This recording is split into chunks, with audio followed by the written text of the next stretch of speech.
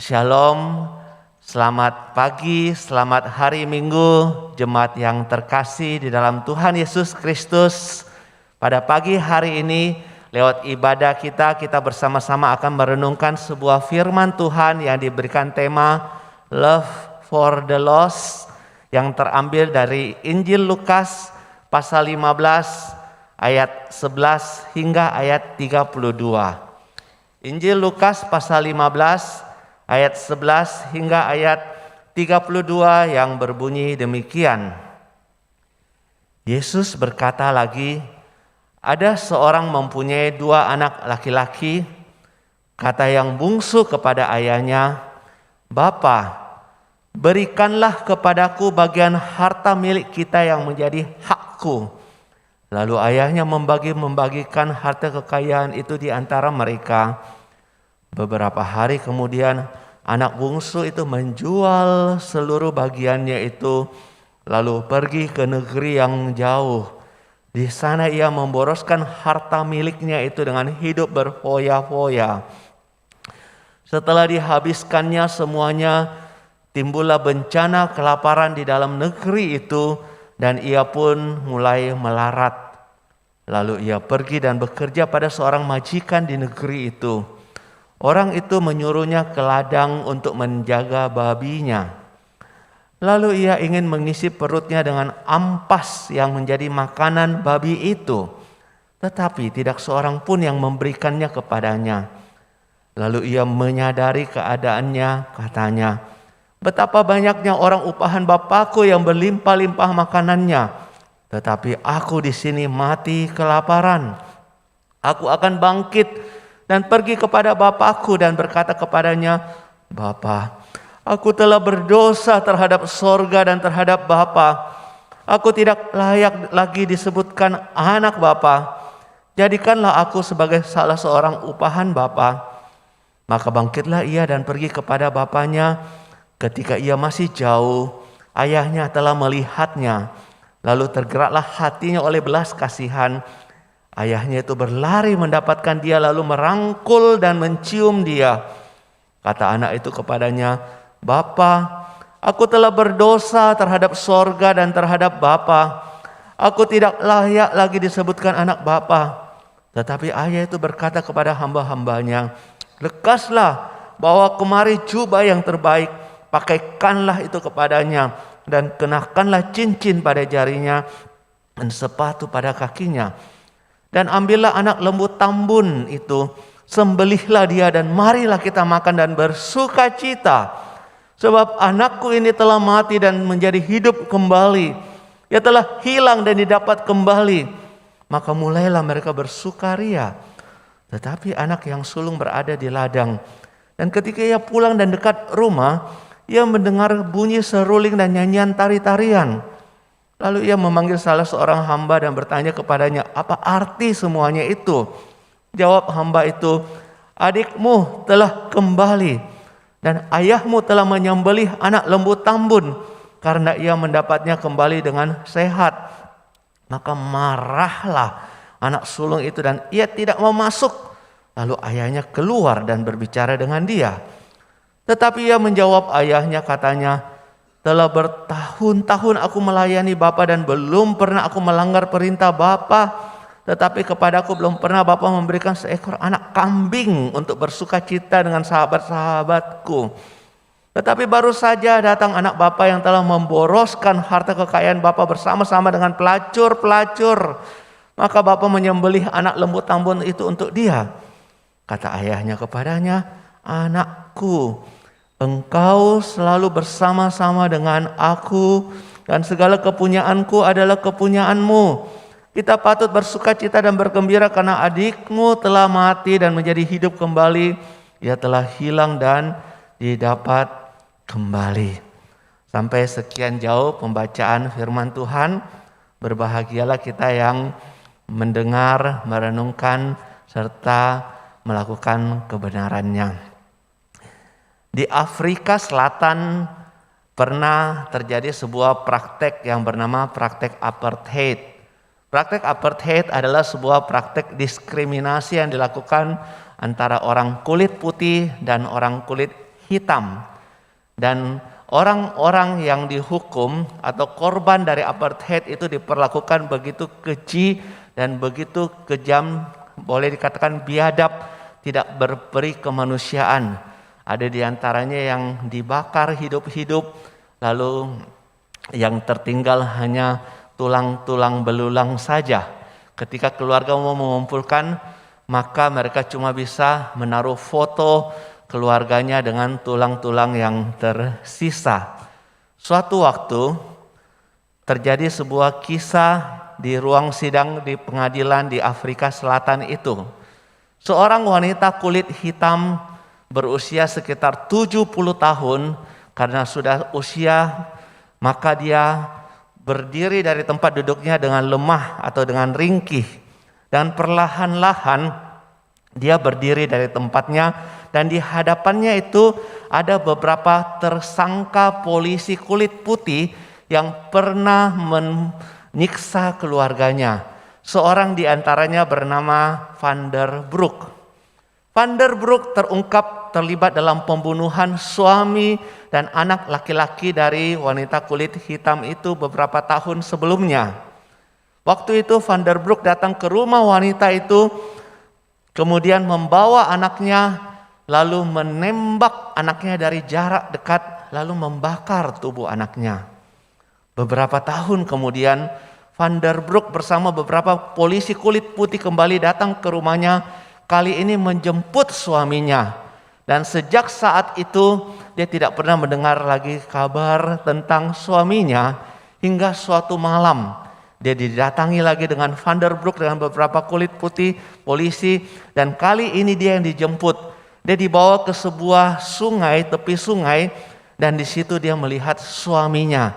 Suaminya dalam keadaan terikat dan sedang dipukuli, dan kemudian diikat di tumpukan kayu. Kemudian dia melihat suaminya itu disirami bensin, lalu dibakar hidup-hidup. Ketika dia menyaksikan itu, kemudian dia mendengar suaminya berkata, "Bapa, ampunilah mereka." Itu peristiwa sudah terjadi beberapa waktu yang lalu. Kemudian terjadi sebuah rekonsiliasi di Afrika Selatan untuk memulihkan praktek apartheid ini. Kemudian para pelaku daripada diskriminasi ini ditangkap, kemudian dibawa ke pengadilan. Dan hari itu wanita tua itu berdiri di ruang sidang sedang mendengarkan tuntutan yang diajukan kepada Van der Broek. Lalu seorang anggota tim kebenaran dan Komisi Rekonsiliasi Afrika Selatan bertanya kepadanya, "Jadi apa yang Anda inginkan? Bagaimana seharusnya keadilan kepada orang di depan Anda yang telah dengan brutal membunuh, menghabisi keluarga Anda?"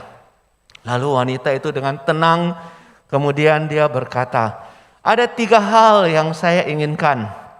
Pertama, tolong bawa saya ke tempat di mana tubuh suami saya dibakar, supaya saya bisa mengumpulkan abunya dan memberikan pemakaman yang layak bagi suami saya." Lalu dengan air mata yang mengalir, kemudian dia melanjutkan, "Suami saya dan anak saya satu-satunya keluarga dalam hidup saya. Maka permintaan yang kedua, karena saya sudah tidak punya keluarga, saya meminta Mr. Van der Broek yang ada di depan itu menjadi anak saya. Saya mau dia dalam 1 bulan 2 kali datang ke ghetto." Di ghetto itu adalah sebuah bagian kota yang didiami oleh orang-orang kaum minoritas. Saya mau mencurahkan semua cinta kasih saya yang seharusnya dapat saya berikan kepada keluarga saya, namun karena mereka sudah tidak ada lagi, saya mau orang depan saya ini yang menerima cinta kasih yang seharusnya saya berikan kepada keluarga saya. Dan kemudian permintaan saya yang ketiga, saya mau Tuan Van der Broek tahu Saya menawarkan kepadanya pengampunan karena Yesus Tuhan mengasihi orang-orang berdosa. Tuhan mengampuni orang-orang berdosa. Dan permintaan ini juga adalah permintaan terakhir dari suami saya. Sebelum dia menghembuskan nafas terakhirnya, suami saya mengucapkan kalimat ini, "Bapa, ampunilah mereka."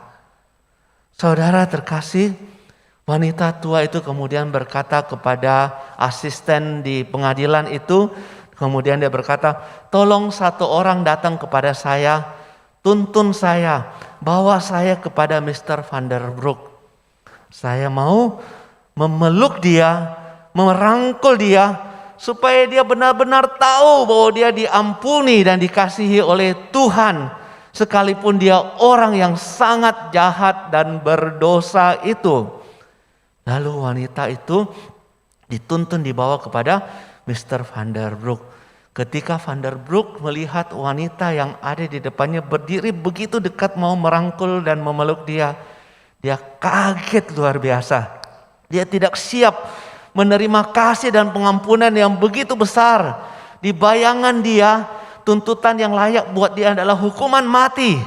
Tapi kasih Tuhan itu mengejutkan dia dan dia pingsan di tempat itu. Saudara terkasih, orang-orang seperti Van der Broek adalah sama dengan orang-orang berdosa. Sama dengan kita yang pernah jatuh di dalam dosa. Kita pernah melakukan hal-hal yang melawan tidak taat kepada Tuhan. Kita seharusnya kaget ketika kita bisa menerima kasih dan pengampunan Tuhan yang begitu besar dalam hidup kita. Seperti Van der Broek, kita kadang-kadang juga tidak paham kenapa ada kasih Tuhan yang begitu besar bagi orang-orang yang berdosa. Saudara terkasih, ketika hari ini kita merenungkan sebuah tema, mengasihi jiwa-jiwa yang terhilang, maka kita bisa melihat dunia yang penuh dengan dosa ini, penuh dengan orang-orang yang tidak mengenal Tuhan, orang-orang yang tidak pernah mengalami kasih Tuhan, orang-orang yang tidak tahu apa itu pengampunan. Tapi saat ini Tuhan mau menyatakan cinta kasih-Nya kepada mereka.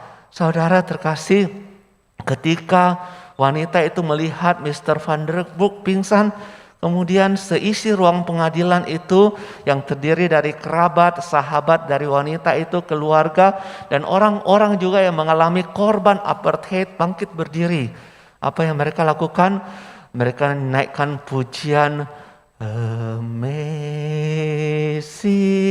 Grace, how sweet the sound that saved a wretch like me. Dan seterusnya. Anugerah Tuhan begitu besar.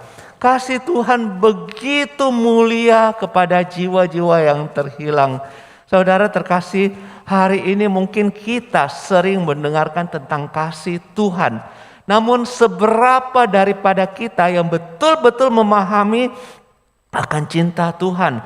Seberapa banyak orang yang pernah mengalami akan kasih dan pengampunan Tuhan? Oleh sebab itu pagi ini lewat Injil Lukas 15, saya mengajak kita untuk bisa memahami dan mengalami cinta kasih Tuhan itu dengan lebih nyata. Bagaimana caranya? Pertama, kita harus mengetahui dan mengenal hati Tuhan kita. Hati Bapa kita yang ada di sorga. Seperti pujian yang tadi kita nyanyikan bersama. Hati Bapa yang ada pada orang-orang yang berdosa. Saudara terkasih, di dalam Injil Lukas yang baru kita baca bersama mengkisahkan tentang seorang bapa memiliki 2 orang anak. Bapa ini begitu mengasihi anaknya, dan apa saja yang mereka inginkan diberikan karena begitu besar cinta kasihnya kepada anak-anaknya. Walaupun anaknya tidak pernah memahami atau mengenal isi hati bapaknya, bapaknya senantiasa memberikan semua keperluan anaknya. Kalau kita melihat hari ini, orang-orang banyak yang hidup jauh daripada Tuhan, melanggar perintah Tuhan, namun tiap hari Tuhan memberikan kelimpahan oksigen supaya mereka bisa hidup. Tuhan tetap memberikan cahaya matahari di pagi hari supaya kita bisa menikmati hari yang baru. Tuhan tetap memelihara kehidupan kita sampai saat ini. Sekalipun di luar sana banyak orang yang begitu jahat, mungkin peperangan yang terjadi dengan begitu kejam di waktu-waktu seperti ini. Kita tidak tahu apa yang ada di pikiran mereka. Namun mereka juga tetap mendapatkan nafas kehidupan dari Tuhan. Mereka juga mendapatkan cahaya matahari yang sudah Tuhan berikan kepada mereka. Namun banyak orang tidak memahami akan kasih Tuhan itu. Seperti halnya si bungsu. Si bungsu yang tiap hari menikmati segala kelimpahan dalam keluarga, satu hari datang kepada bapaknya dan dia meminta warisan kepada bapaknya. Saudara, buat orang Yahudi, ketika bapak belum meninggal, kemudian meminta warisan itu adalah sebuah perbuatan kurang ajar. Karena seperti mendoakan papanya cepat mati. Dia tidak hormat kepada bapaknya, tidak punya rasa respek, apalagi mengasihi bapaknya. Yang dia pikirkan adalah warisan. Yang dipikirkan adalah materi. Akhirnya singkat kisah, bapak memenuhi permintaannya. Ketika dia mendapatkan apa yang dia mau, dia begitu senang, keinginannya terkabul. Dia kemudian mengumpulkan, membawa semua hartanya, pergi ke negeri yang jauh. Di sana hidup berfoya-foya. Dia hidup bersama dengan katakan pelacur-pelacur. Dia berjumpa dengan teman-teman yang tidak mengenal Tuhan. Dia menghabiskan semua hartanya, menghambur-hamburkan semua harta miliknya. Saudara terkasih, gambaran si bungsu menggambarkan orang berdosa yang sudah memiliki begitu banyak kebaikan daripada Tuhan, banyak menghambur-hamburkan waktu hidupnya. Mereka tidak pergunakan dengan baik, tapi mereka pergunakan untuk hal-hal yang tidak dapat mereka pertanggungjawabkan kepada Tuhan. Seharusnya waktu milik mereka itu dikembalikan kepada Tuhan yang adalah sang pemilik waktu itu.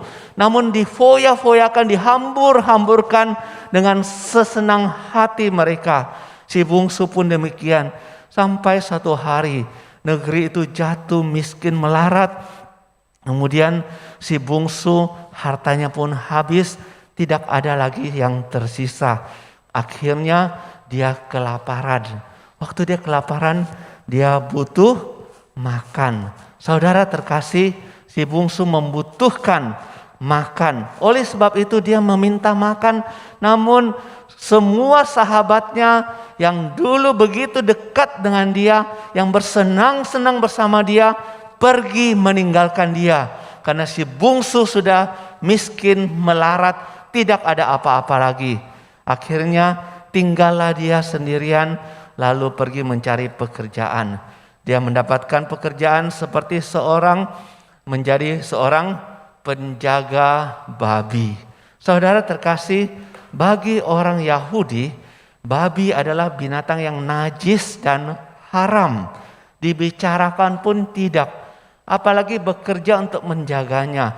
Boleh bisa melihat si bungsu yang sudah jatuh miskin, kini jatuh ke dalam kehinaan yang tidak seorang pun mau melihat karena dia menjaga binatang haram. Ketika dia sudah jatuh terpuruk dalam kondisi yang begitu berat, dia mau makan makanan babi. Jatuh lebih dalam lagi. Saudara sekalian, dosa membuat seseorang satu kali jatuh lebih dalam, dan jatuh lebih dalam lagi. Waktu dia sudah jatuh begitu hancur begitu dan tidak seorang pun mempedulikan hidupnya. Apa yang dia lakukan? Tiba-tiba dia bisa berpikir jelas. Tiba-tiba dia bisa berpikir jernih. Heran, kenapa banyak orang ketika sudah dalam kondisi terpuruk baru bisa berpikir normal. Kalau hari ini banyak orang dalam kondisi yang baik, mereka hidup menghambur-hamburkan hidup. Tetapi ketika skalanya habis, baru dia bisa berpikir dengan baik dan jelas seperti halnya si bungsu. Si bungsu waktu itu berpikir, di rumah bapakku, di situ banyak orang upahan bapakku, kelimpahan makanan. Mereka mau makan seapa saja, di situ ada. Saya di sini mati dari kelaparan. Perlahan-lahan saya akan mati kelaparan. Oleh sebab itu dia berpikir dan berkata, saya harus bangkit. Saya akan pulang kepada bapakku. Saya akan berkata, Bapa, saya sudah berdosa terhadap sorga. Saya sudah berdosa terhadap Bapa. Saya tidak layak lagi disebut sebagai anak Bapa. Jadikan aku sebagai salah satu dari orang upahan Bapa. Saudara terkasih, dalam kondisi demikian si bangsu menyadari bahwa ada suatu hal yang lebih baik di rumah bapaknya. Seorang pengkhotbah besar bernama D.L. Moody. D.L. Moody adalah orang yang begitu mencintai Tuhan. Dia setiap hari mau menceritakan kasih Tuhan kepada orang-orang yang berdosa dan terhilang. Boleh dikatakan kalau satu hari dia tidak membawa Injil kepada orang, maka dia tidak akan tidur. Dia akan keluar malam itu mencari kepada satu orang untuk bisa dia beritakan Injil. Dia dipakai Tuhan luar biasa. Dia memberitakan Injil KKR besar-besaran. Dan di dalam KKR-nya seringkali hadir seorang komposer bernama Will Lamartine Thompson. Will Lamartine Thompson adalah seorang komposer lagu-lagu Injil. Dia begitu senang mengikuti pelayanan daripada D.L. Moody. Sehingga banyak sekali KKR besar yang dia hadiri. Hingga satu waktu pada tahun 1899 D.L. Moody sakit dan kemudian diranjang kematian. Dia berkata, tolong panggilkan saya Will Lamartine Thompson, datang di sisi saya. Kemudian dia memanggil Will Lamartine Thompson datang kepadanya, kemudian dia berkata kepadanya. Dia berkata, Mr. Thompson, sepanjang hidup saya sudah banyak melakukan penginjilan kepada banyak jiwa-jiwa yang terhilang. Dan sesungguhnya kalau saya bisa menulis sebuah lagu, saya ingin menulis sebuah lagu yang menyuarakan hati Bapa di surga, yaitu hati Tuhan yang terus dengan lembut mau memanggil dengan lembut, begitu kasih orang-orang berdosa untuk pulang kembali kepada kebenaran, pulang kembali kepada Tuhan, jangan lagi hidup di dalam dosa dan terhilang. Oleh sebab itu, kalau saya bisa menulis satu lagu saja, saya lebih mau menulis lagu ini karena ini adalah hati Bapa. Ini juga keinginan, kerinduan di dalam hidup saya, supaya orang dapat mengenal hati Bapa di sorga, mengalami cinta Tuhan, dan mengalami kasih Tuhan. Setelah dia mengucapkan kalimat itu kepada Mr. Thompson, kemudian D.L. Moody menghembuskan nafasnya yang terakhir. Ketika dia sudah meninggal, kemudian Will Lamartine Thompson terus teringat akan pesan terakhir dari D.L. Moody. Akhirnya dia kemudian terus merenung, akhirnya munculnya lagu yang berbunyi, softly and tenderly Jesus is calling, calling for you and for me. Kemudian come home, you who are weary, come home. Lemah lembut Tuhan Yesus memanggil. Saudara, pujian ini berlatar belakang daripada kisah ini. Ditulis oleh Thompson. Yesus Bapa di surga, hati Bapa mau memanggil orang-orang berdosa untuk kembali kepada Tuhan. Sehingga poin kedua kita yaitu memahami hati Bapa, yaitu hati Bapa yang senantiasa menanti orang terhilang untuk pulang kembali. Saya membaca di sebuah khotbah, seorang pengkhotbah berkata, waktu itu di Kampung Yahudi itu sama seperti kampung-kampung pecinan, yaitu anak-anak suka lari-lari di pinggir jalan. Nah, ketika si bungsu pulang kepada bapaknya, itu di kampung itu banyak anak-anak yang melihat, oh itu dia, si anak tuan tanah yang kaya raya sudah pulang, tapi kenapa dia lusuh? Maka anak-anak ribut, satu kampung heboh, bapaknya mendengar. Waktu bapaknya mendengar, melihat, dia lari, dia melihat, wah itu anaknya. Dia lari dan memeluk, lalu mencium anaknya. Dia menanti-nantikan anaknya. Tapi satu tafsiran lain mengatakan tidak demikian. Bukan bapaknya mendengar dari anak-anak, tetapi tiap hari bapaknya di depan pintu, bahkan dari jendela kamarnya, selalu memandang ke arah tempat waktu putra bungsunya pergi. Dia menunggu, menanti anaknya juga kembali lewat jalan itu, dan dia nantikan setiap saat. Dia begitu merindukan anaknya untuk kembali kepadanya. Gambaran Bapa ini menggambarkan hati Bapa di sorga juga. Ketika kita pernah berdosa dan jauh dari hadapan Tuhan, Bapa di sorga hatinya begitu rindu menantikan kita untuk kembali kepada kebenaran jalan Tuhan. Sebuah kisah nyata terjadi, seorang anak dia pergi meninggalkan papanya di kampung, kemudian pergi ke kota untuk bekerja. Di situ dia mencari kehidupan. Namun dia salah bergaul. Dia bergaul dengan para perampok, para pembunuh, orang-orang jahat. Kemudian dia terlibat di dalam kriminal, akhirnya ditangkap dan dipenjarakan. Di kampung, Bapak juga mendengar akan kejadian yang menimpa anaknya itu. Kemudian singkat kisah, ketika dalam penjara anaknya mengenal Tuhan dan anaknya bertobat. Ketika dia bertobat, dia rindu pulang kembali kepada bapaknya. Akhirnya waktu di hari ia dibebaskan, dia menulis surat kepada bapaknya dan berkata, "Bapak, 2 minggu depan saya akan pulang ke rumah. Tapi saya sudah kotor, saya sudah hina. Saya tidak tahu apakah Bapak masih mau menerima saya sebagai anak Bapak untuk pulang ke rumah. Oleh sebab itu izinkan saya minta tanda. Kalau Bapak menerima saya akan pulang naik kereta. Dan ketika saya melihat ada tanda di depan rumah, yaitu Bapak ikatkan sebuah bendera pada sebuah pohon cemara yang ada di depan rumah kita. Kalau saya lihat ada bendera, saya tahu Bapak menerima saya. Maka saya akan turun di stasiun berikutnya dan saya akan pulang ke rumah. Namun kalau saya tidak melihat bendera diikat di sana, maka saya tahu Bapak tidak mengampuni saya akan meneruskan perjalanan saya dengan kereta dan saya tidak akan pernah lagi pulang ke rumah karena dosa-dosa saya.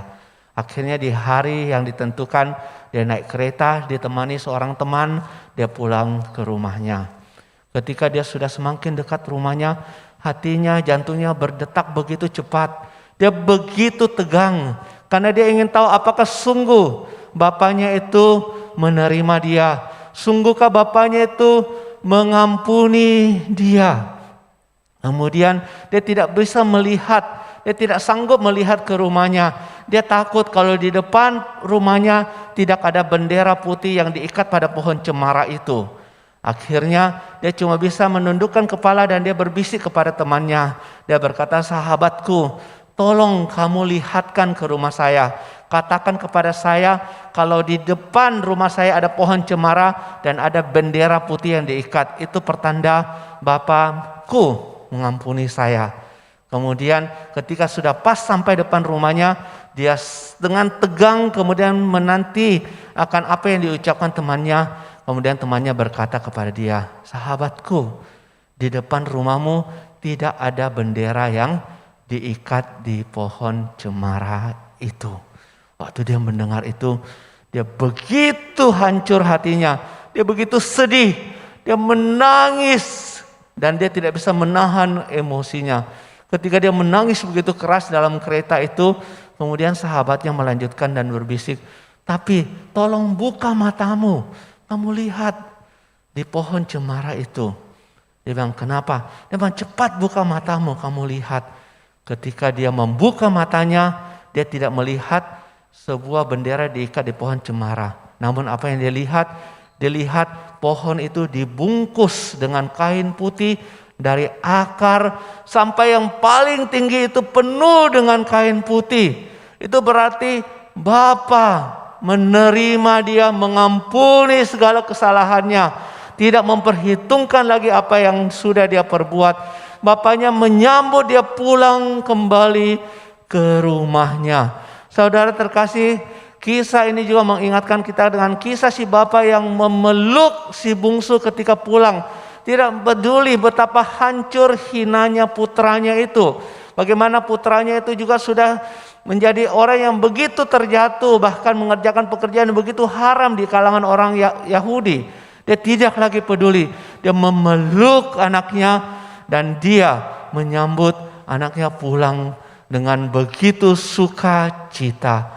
Saudara, itu hati Bapa kita yang ada di sorga. Dan yang terakhir, yaitu hati Bapa kita di sorga. Tuhan tidak cuma menerima kita kembali kepadanya, tapi Tuhan mau mengangkat kita dari kehinaan dan kita diberikan kemuliaan. Saudara terkasih, si bungsu ketika berjumpa dengan bapaknya, dia bukan cuma dipeluk oleh bapaknya waktu dia mengatakan, "Bapa, saya sudah berdosa terhadap sorga. Saya sudah berdosa terhadap Bapa. Saya tidak layak lagi disebut anak Bapa. Jadikan saya salah satu dari upahan." Sebelum dia mengucapkan kalimat itu, sang Bapa berkata kepada karyawannya dan berkata, "Cepat ambilkan jubah yang terbaik, kenakan itu padanya. Lalu ambilkan cincin, kenakan itu pada jarinya. Ambilkan sandal, kenakan itu pada kakinya." Itu menandakan jubah itu artinya Bapa itu tidak melihat lagi anaknya dengan pakaian kehinaan, tapi bapaknya melihat dan mengangkat dia di depan begitu banyak orang dengan memakai jubah kehormatan. Cincin melambangkan otoritas sebagai anak-anak Tuhan. Ketika kita sudah jatuh dalam dosa, kita tidak lagi memiliki wibawa sebagai anak Tuhan. Namun ketika kita pulang kembali kepada Tuhan, maka Bapa di sorga mengenakan cincin otoritas itu, kekuatan kuasa. Sebagai anak-anak Tuhan, kita punya Allah Bapa di sorga. Kita sebagai anak, kita bisa berdoa, meminta apa yang Tuhan untuk diberikan kepada kita. Dan sandal itu dikenakan bukan kepada pegawai, bukan kepada hamba. Cuma Tuhan saja yang boleh mengenakan sandal. Dan anak ini menjadi anak daripada Bapa di sorga.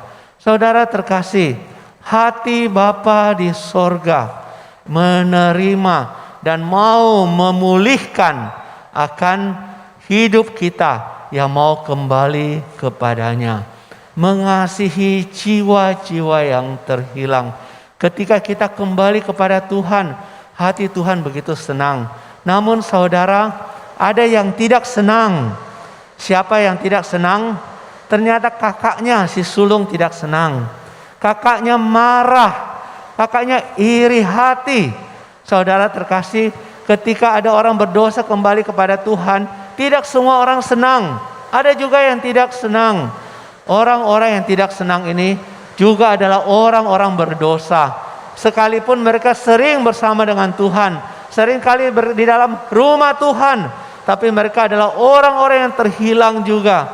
Saudara, namun Bapa begitu mengasihi si bungsu, Bapa juga begitu mengasihi si sulung. Saudara kekasih, Tuhan mengasihi jiwa-jiwa yang terhilang. Tuhan mau kita juga mengasihi orang-orang yang pernah terhilang. Saya akan menutup khotbah dan menceritakan tentang sebuah kisah yang pernah terjadi, yang kemudian pernah juga didokumentasikan, diberikan judul From Pearl Harbor to Salvation. Mengkisahkan tentang dua orang bernama Mitsuo Fuchida dan Jacob de Sasser. Mitsuo Fuchida dan Jacob de Sasser adalah musuh yang begitu membenci satu sama lain. Mereka yang tadinya begitu membunuh. Siapa mereka?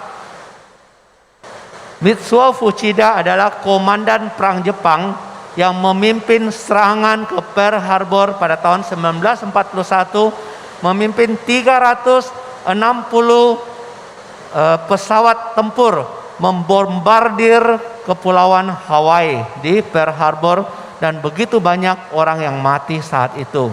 Nah, kemudian Jacob de Sasser waktu itu adalah seorang muda berusia 20-an tahun, kemudian memvolunteerkan dirinya menjadi seorang yang menyerang balik ke Tokyo, Jepang. Dia kemudian mempersembahkan dirinya untuk membalas dendam. Jadi dia mau membalas dendam akan kejahatan Jepang pada tahun 1942. Ketika dia terbang membawa pesawat ke sana, kemudian mereka membom Jepang. Setelah itu pesawat mereka terbang balik kembali ke Amerika. Waktu perjalanan kembali ke Amerika, apa yang terjadi? Yang terjadi, bahan bakar mereka habis. Pesawat mereka kehabisan bahan bakar di Cina. Sehingga Jacob de Sasser dengan parasut terbang pada jam 10 malam di Cina bersama dengan rekan-rekan yang lain. Mereka mendarat dengan selamat, tetapi keesokan harinya tentara Jepang datang menangkap mereka.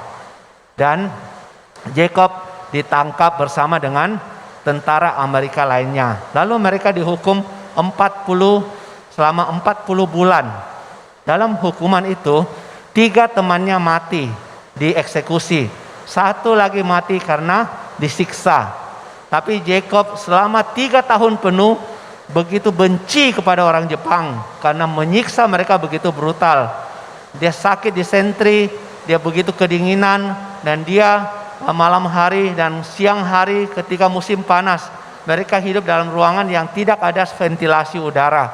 Dia begitu benci hingga suatu saat ketika perang dunia usai, dia mendapatkan kesempatan membaca perjanjian baru. Dia membaca kisah Yesus yang mengampuni orang-orang berdosa.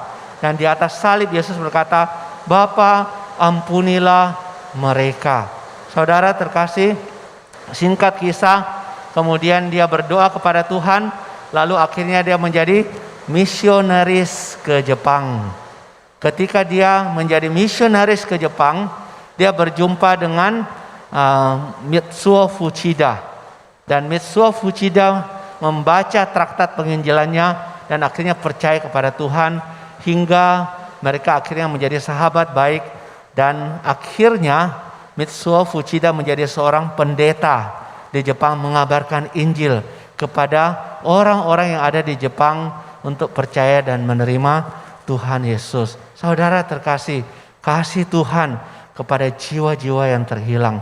Kasih Tuhan ingin orang-orang berdosa kembali kepada Tuhan. Kalau hari ini dalam kehidupan kita juga melihat menemukan begitu banyak orang yang belum mengenal Tuhan.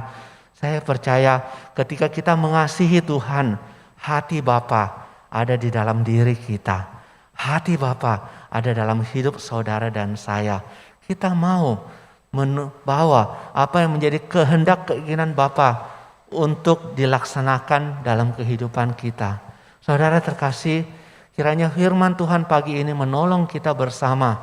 Kita dapat menjadi orang-orang yang membawa berita kebenaran, membawa hati Bapa kepada orang-orang untuk bisa mengenal Tuhan sebagai Tuhan dan Juru Selamat mereka. Tuhan Yesus memberkati. Mari kita tutup dalam doa. Tuhan, kami bersyukur kepadamu buat firman yang sudah dapat kami dengarkan. Taruhlah kebenaran-Mu itu di dalam hati kami. Sekalipun saat ini hujan lebat, sekalipun juga saat ini begitu banyak saudara-saudara kami dalam kondisi lemah tubuh di rumah, sakit penyakit, Tuhan, hamba berdoa kiranya kebenaran pun dapat diterima dan diimani, dan mereka juga dapat diberkati, bahkan mereka dapat menjadi pelaku-pelaku kebenaran firman Tuhan. Pakai kami Tuhan sebagai alat tangan Tuhan, membawa berita kasih sukacita kepada sesama kami. Di dalam nama anak-Mu Yesus Kristus Tuhan kami sudah berdoa. Amin. Tuhan Yesus memberkati kita.